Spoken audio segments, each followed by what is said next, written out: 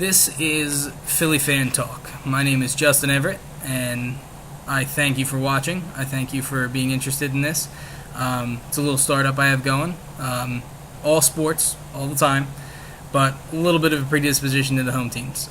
So go Phillies, go Flyers, go Sixers, go Eagles, and go sports. Well, how disappointing.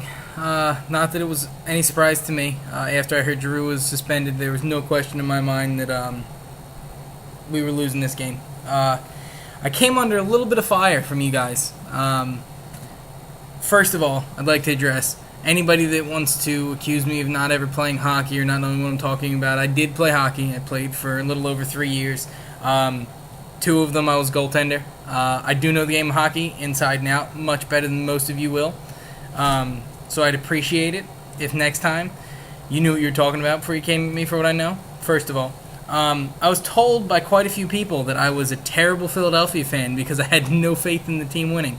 We have a problem as Philadelphia fans that almost everybody in the world recognizes is we are very, very much Philadelphia fans and no one else's, and we never say die, and I understand that. I am approaching what I do at a very subjective standpoint with a small predisposition. I obviously root for our teams here, but I will be realistic, and that's what separates me from the rest of these Philadelphia fans. I'm realistic about our chances. After we beat Pittsburgh, I was extremely confident that we'd win the Stanley Cup. After we beat New Jersey in the first game, I was extremely confident. After New Jersey stole every last ounce of momentum, I knew that we were done. I apologize. That makes me a bad fan. I know when I can expect them to win, and I couldn't this time. So for all the fire that I came under, somebody, Devils fan, says Philadelphia sports suck. Stay off the page if you don't want to hear it. You know? About the game, started off okay. Talbot's goal was great, scrappy goal. I was scared after we scored first because, we just can't win. We have to take momentum from somebody. We can't take something that we've started and actually do anything with it for some reason. So I was a little concerned. They again didn't come out with the desperation and firepower they needed to. They didn't outplay New Jersey. They didn't outskate New Jersey. They didn't out-desperation New Jersey, period. New Jersey wanted this more than we did for some reason. I don't know why, but they just wanted it more. Again,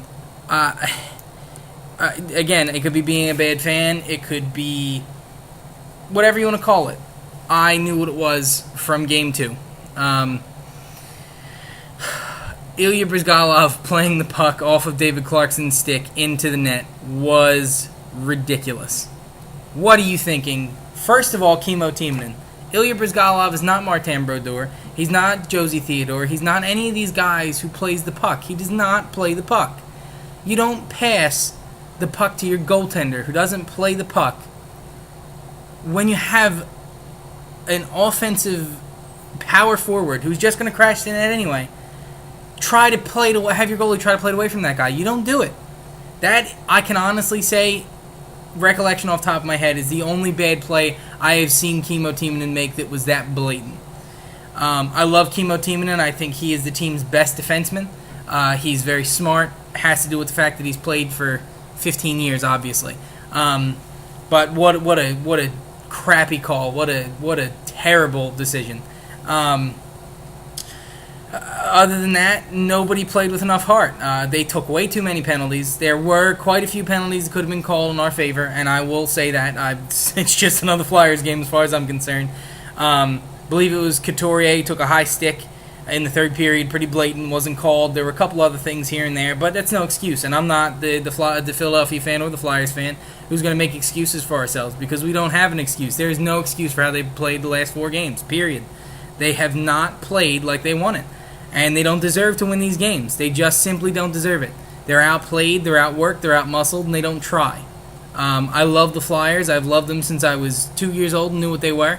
I'm just, like I said, an honest fan, and it's a shame for them. They had a really good team this year. They're going to have a really good team next year, and they're going to have a great chance at it again.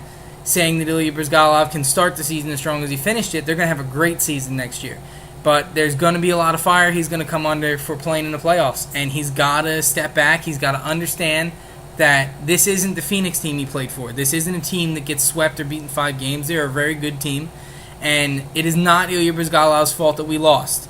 But the media loves to turn things onto a weaker mind, and they know that he can't handle the pressure. So Ilya Bryzgalov is going to come under fire, and everybody's going to make it seem like that goal to David Clarkson lost us this series. And everybody needs to step back and understand that the only player on this team that played this entire series was Ilya Bryzgalov. He held them in there when they didn't deserve it, and he gave his all and his best, and he was the best player. He's worth the $51 million that they invested in him, and he proved it. They need to worry about getting a team built around him that is responsible with the puck, that fights, that digs, that plays like Max Talbot did today. Max Talbot is the only player on that team, forward, skater, that fought for this game. And you can't win when one of your 12 forwards, one of your 16 forwards, or your 16 skaters, you can't win. There's 16 guys that you count on to play well. You have 2 defensemen always. Your 5 and 6 guys eat up 4 or 5 minutes. You don't count on anything from those guys. Your top 2 defensive pairings and your 4 forward lines, especially on a team like this that likes to roll 4 lines, who has Eric Wellwood, who likes to get out there and get in on the play. You have Braden Shen, who can play well. You have 4 lines that are capable of scoring. So you're counting on 12 forwards and 4 defensemen, and none of those 16 guys fight for it. Danny Briere didn't come out there with all the heart that he did last playoffs. James Van Riemsdyk didn't come out there and play hard. And all these guys, you just can't count on them. You can't count on them. And a lot of it is inexperience and immaturity, and I believe that this is going to teach them. Pittsburgh was a wacky series that we're probably never going to see anything like that again for 20 years. But they just need to step back and realize where their mistakes were today. And next year they have a great chance if, only if, they are able to take a little bit of direction from the older guys, listen to Kimmo Timonen and his experience. Chris Pronger's won Stanley Cups. Hopefully they have him healthy next season. They need somebody to, for lack of a better phrase, and pardon my French, kick their ass for what they did. It was a pathetic effort these last 4 games, and I'm ashamed of it as a fan. I'm absolutely ashamed of it. As an analyst and somebody who steps outside and looks at it, congratulations to the Devils, man. They fought every second. They earned it. And good for Ilya Kovalchuk. Good for Zach Parise, whatever he's going to wind up doing at the end of the year. I mean, Ilya Kovalchuk is one of the players in this league, in my opinion, who deserves to be on a team that wins the Stanley Cup. Just like I thought about Marian Hossa, especially after he went to Detroit and lost to Pittsburgh, after Pittsburgh lost to Detroit the year before. He's a tremendously gifted player. He's not a dirty player. I don't like the softness that he has from time to time, but I like his size, I like his shot, I like how he plays, and congratulations to him for another round. I feel like he's going to be a big factor in the Eastern Conference Final, no matter who plays New Jersey. I still think it's going to be Washington. So, I mean, I'm an Alex Ovechkin fan, and I hope for Washington that they win this series and go on to win the Stanley Cup at this point. But it's going to be great if it is Washington. Even New York Rangers. I mean, you have Marian Gaborik and Ilya Kovalchuk, who were on terrible teams, who come to powerhouse organizations and now have a chance, legitimate chance, at actually being able to win championships. And congratulations to them. Still can't count out the West, obviously. Phoenix and LA are going to be a tremendous series. But from here on out, I mean, what are you going to do? You're a Flyers fan. You have the right to be disappointed and upset with the team because they didn't do anything for us. Nothing in these last 4 games. So all the fire that I'm going to come under for this, I'll take it. I'm just being honest. I'm just saying exactly what happened. There's no questions. Nobody can give me... If somebody out there can give me a legitimate reason why the Flyers don't deserve the criticism that I just gave them, I'd love to hear it. I'd love to go toe-to-toe with you and explain to you how you're the people that don't know what you're talking about. So, again, controversy, whatever you want to call it. You know, I am a Philadelphia Flyers fan. I wear the Philadelphia Flyers hat. I wear the jerseys. I wear the shirts. I watch every game. And I'm a diehard fan, but I'm an honest fan. And I stand by that, and I'm proud of that. And if that's something nobody else likes, that's, you know, your problem.